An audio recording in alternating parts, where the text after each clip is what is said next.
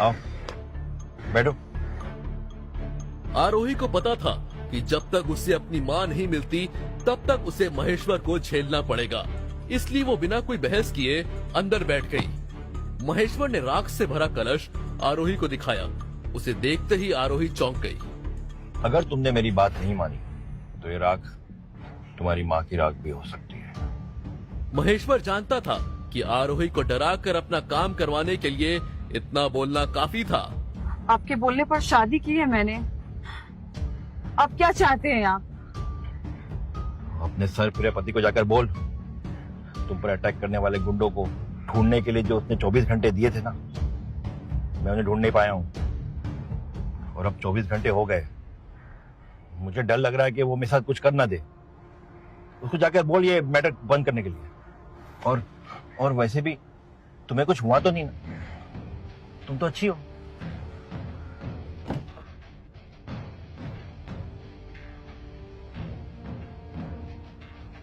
अगर तुम अपनी माँ को सलामत देखना चाहती हो तो जो मैं कहूंगा वो तुम्हें करना होगा।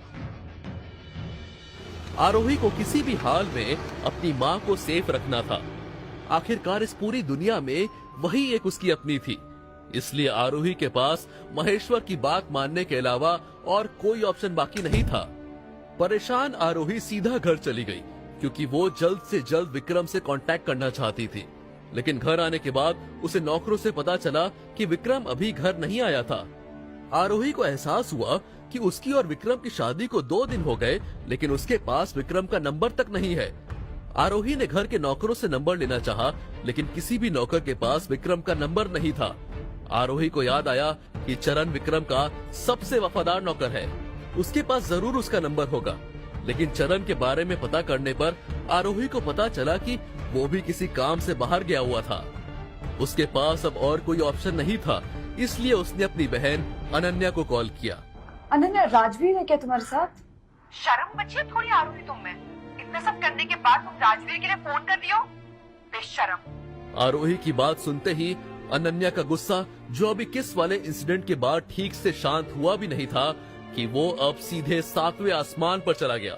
आरोही, खबरदार जो मुझे फोन किया, अब फोन करने की तुम जुर्रत मत करना। अनन्या को इस तरह से बातें करता सुन राजवीर ने अनन्या के हाथ से मोबाइल ले लिया। अनन्या, मुझे बस ये जानना। आरोही ने जैसे ही फोन पर राजवीर यानी अपने पति विक्रम की आवाज सुनी, वो 2 सेकंड के लिए कहीं खो गई। क्या काम है, बोलो। आरोही पहली बार फोन पर विक्रम की आवाज सुन रही थी और ये आवाज उसे बहुत अट्रैक्ट कर रही थी। राजवीर, कुछ इम्पोर्टेंट बात करनी थी। अभी बिजी हूँ, शाम को घर आकर बात करूंगा। विक्रम की बात सुनकर आरोही ने बिना कोई बहस किए फोन रख दिया। वो सोचने लगी कन्विंस कैसे करेगी। काफी देर तक सोचने के बाद उसे ख्याल आया कि क्यों ना वो विक्रम के लिए उसका मनपसंद खाना बनाए। शायद इस बात से खुश होकर वो उसकी बात मान जाए। विक्रम के आने से पहले आरोही ने पूरा खाना बनाकर उसे अच्छे तरीके से डाइनिंग टेबल पर सजा दिया।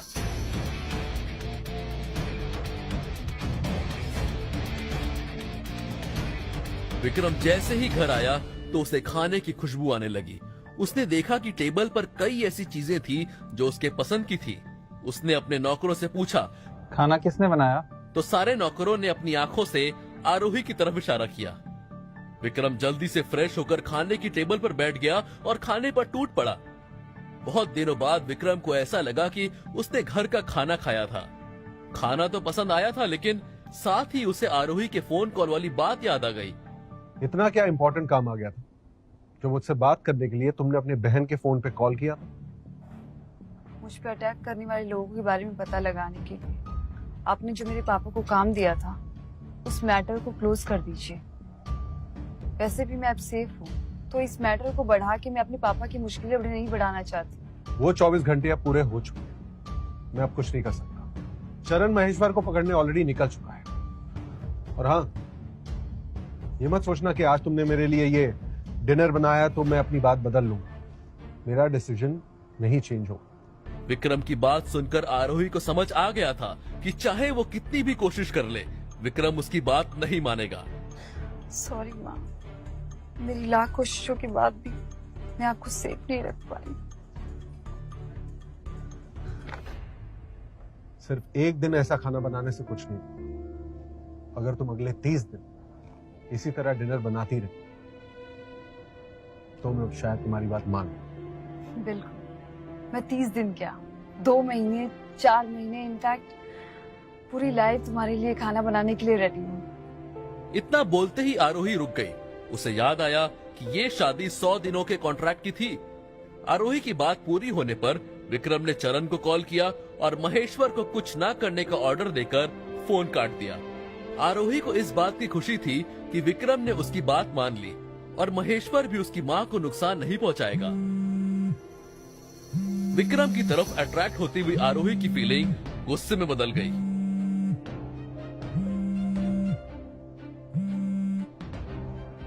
हेलो, मैंने तुम्हें कितनी बार बोला है ऐसी कभी भी मुझे कॉल मत किया। राजवीर, मैं तुम्हें बहुत मिस कर रही हूँ और मेरी तबीयत भी ठीक नहीं लग रही। प्लीज मुझे मिलने आ जाओ ना। बीमार हो तो डॉक्टर के पास जाओ, मेरे आने से क्या बदल जाएगा। अनन्या जानती थी कि राजवीर इतनी आसानी से नहीं मानेगा। राजवीर, तुम्हें याद है जब मैंने अपनी जान पर खेलकर तुम्हारी जान बचाई थी? तब से भी तबीयत ठीक नहीं रहती, बुखार आते जाते रहता है मुझे। और देखो, आज भी मुझे बुखार आया हुआ है, तब रही हूँ मैं बुखार में। अनन्या की बात सुनकर विक्रम उसकी बात मानने के लिए मजबूर हो गया, क्योंकि उसे अभी भी लगता है कि उस रात अनन्या ने ही उसकी जान बचाई थी। विक्रम अनन्या से मिलने के लिए रेडी हो गया। जब उसने अनन्या से पूछा कि उसे कहाँ मिलने आना है, तो अनन्या ने उसे होटल पर्ल के रूम नंबर 501 में आने को कहा। हेलो डॉक्टर मोहित। आरोही, जल्द से जल्द हमें पर्ल होटल जाना होगा। हमारे रेगुलर कस्टमर शर्मा जी वहाँ पर हैं और उनकी तबीयत बहुत ज्यादा खराब हो गई है, इसलिए तुम्हें भी मेरे साथ वहाँ जाना होगा। ओके डॉक्टर मोहित, मैं अभी आती हूँ। आरोही अपने काम को लेकर बहुत सीरियस थी, क्योंकि वो किसी का एहसान लेना पसंद नहीं करती थी और यही काम उसके लिए एक इनकम का जरिया था।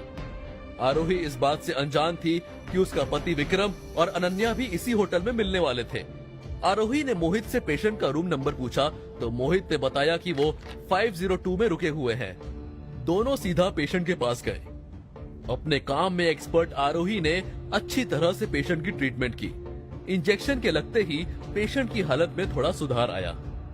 अपना काम खत्म करने के बाद आरोही और मोहित दोनों अभी रूम नंबर 502 से निकलकर बाहर जा ही रहे थे कि आरोही की नजर 501 कमरे की तरफ गई।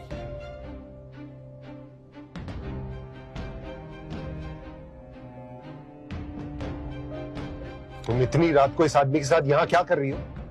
नहीं सर,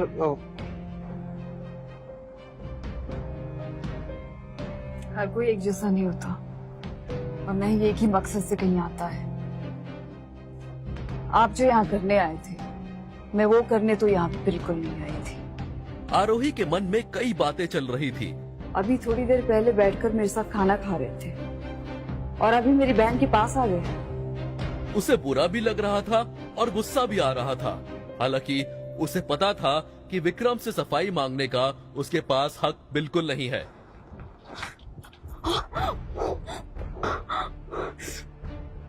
वहां खड़े मोहित और अनन्या ये देखकर दंग रह गए थे। उन्हें कुछ समझ नहीं आ रहा था कि आखिर आरोही के लिए राजवीर इतना कंसर्न क्यों हो जाता है। क्या अनन्या जान पाएगी कि आखिर क्यों राजवीर आरोही को लेकर इतना सीरियस हो जाता है? क्या उसे पता चल जाएगा कि राजवीर ही विक्रम है जिससे आरोही की शादी हुई?